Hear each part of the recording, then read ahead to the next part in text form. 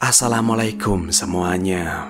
Banyak dari kalian yang bertanya, kenapa channel ini sudah jarang sekali mengupload tentang kartel? Sebenarnya, selama ini saya sedang berpikir tentang format yang paling pas. Karena juga banyak dari kalian yang ingin melihat kejadian asli dari apa yang saya gambarkan di segmen siluet. Dan sekarang saya akan mengabulkannya.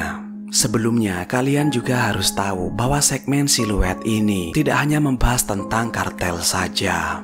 Hanya saja, banyak kejadian seram memang berasal dari kelompok kartel, sehingga segmen siluet ini didominasi oleh pembahasan kartel. Jika kalian ingin tahu kejadian-kejadian seram, tapi tidak ingin melihat kejadian aslinya, kalian bisa menonton pembahasan saya di segmen siluet ini, dan matikan HP kalian setelah selesai menontonnya. Tapi jika mental kalian terbuat dari baja, kalian bisa bergabung ke Instagram saya ini. Dan kalian bisa melihat kejadian aslinya. Tapi konsekuensinya adalah durasi segmen siluet akan lebih pendek. Tapi jika kalian ingin mendengarkan pembahasan saya dengan durasi yang lebih panjang, kalian bisa menontonnya di segmen monolog yang kronologis kasusnya biasanya tersedia di mana-mana. Beda dengan segmen siluet ini yang video dan kronologisnya cukup sulit untuk didapatkan. Kartel Gulf berasal dari organisasi kecil penyelundup whisky di Matamoros pada tahun 1930-an yang dipimpin oleh Juan Guerra. Whisky itu dikirim ke Amerika Serikat melalui negara bagian Texas. Ketika alkohol dilarang di negara tetangga pada pertengahan tahun 1980-an, Juan Guerra secara bertahap menyerahkan organisasinya kepada Juan Garcia Abrego, salah satu keponakannya. Dan di bawah pimpinan Garcia, kartel Gulf beralih ke bisnis perdagangan narkoba skala besar. Garcia Abrego juga mendapat manfaat karena lokasi istimewa Tamaulipas. Pertumbuhan kartel Gulf sangat spektakuler pada awal tahun 90-an, tapi Garcia Abrego ditangkap pada 14 Januari 1996. Setelah itu muncul banyak perselisihan internal. Osil Cardenas akhirnya mengambil alih sebagai pimpinan kartel Gulf, dan kartel Los Zetas juga muncul yang didominasi oleh tentara elit Meksiko. Tapi Cardenas ditangkap pada Maret 2003. Meskipun tertangkap, Cardenas terus mengendalikan organisasi tersebut sampai akhirnya diekstradisi ke Amerika Serikat.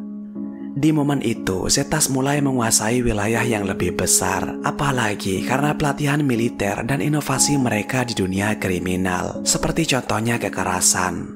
Mereka tidak hanya melakukan kekerasan karena pemimpin mereka yang cenderung agresi, tapi karena mereka juga mengikuti model ekonomi yang didasarkan pada cara penguasaan wilayah dengan cara kekerasan. Ekstradisi Cardenas ke Amerika Serikat menjadi penyulut awal perang antara kartel Gulf dan Los Zetas. Karena pemerintah Amerika menawarkan pengurangan hukumannya jika Cardenas mau menukarkan informasi dan membayar uang dari bisnis narkoba.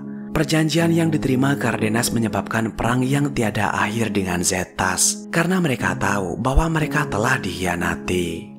Antara tahun 2010 sampai 2012, dua organisasi berjuang untuk menunjukkan pihak mana yang merupakan pemilik wilayah yang mereka bagi bersama dulu. Pada tahun 2010, Zetas menangkap dan menghabisi anggota kartel Gulf di San Fernando dan Tamaulipas. Dan kekerasan itu mereka rekam dalam video yang berdurasi 7 menit.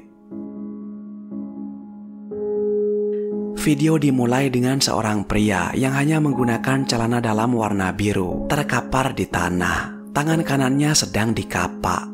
Kepala pria itu sudah lepas dan tergeletak di sebelahnya. Di belakang sikario yang menggunakan kapak terdapat 5 sikario berpakaian taktis, berbicara kepada pemegang kamera yang pada intinya semua kegiatan ini adalah untuk kartel Gulf. Kamera beralih ke sikario dengan kapak dan pria yang terkapar. Dalam tebasan terakhir kapak yang berwarna kuning itu berhasil menebas sampai tangannya lepas. Lalu sikario pindah ke tangan kirinya. Tapi proses pengapakan itu tidak mudah. Tangan kirinya tidak mau lepas. Sikario itu harus berpindah-pindah tempat dari atas tubuh korban, samping, dan bawah untuk membuat tangan itu lepas. Tapi tulang korban sangat keras, dagingnya juga melekat dengan kuat, sehingga Sikario itu beralih mengapak bagian dada korban. Kamera beralih ke Sikario di belakang korban, dan lagi-lagi Sikario itu terus mengolok-olok kartel Gav. Pada 2 menit 22 detik, Sikario dengan pisau berburu, lalu merobek celana dalam korban. Saat itu, tangan kiri korban sudah lepas.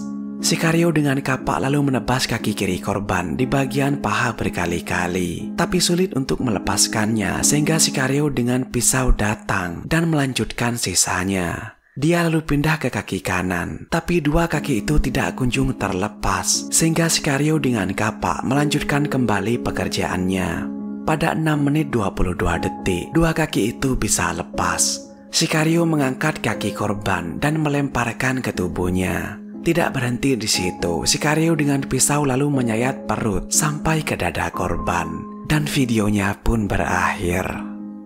Yang mengganggu dari video itu adalah kualitas video yang sangat buruk. Kartel memang sangat serius dan bermodal dalam hal logistik seperti senjata dan lain-lain. Tapi bahkan sampai sekarang, kualitas kamera yang mereka gunakan masih sering buruk. Betapa sulitnya Sikario memotong bagian tubuh korban juga cukup mengganggu.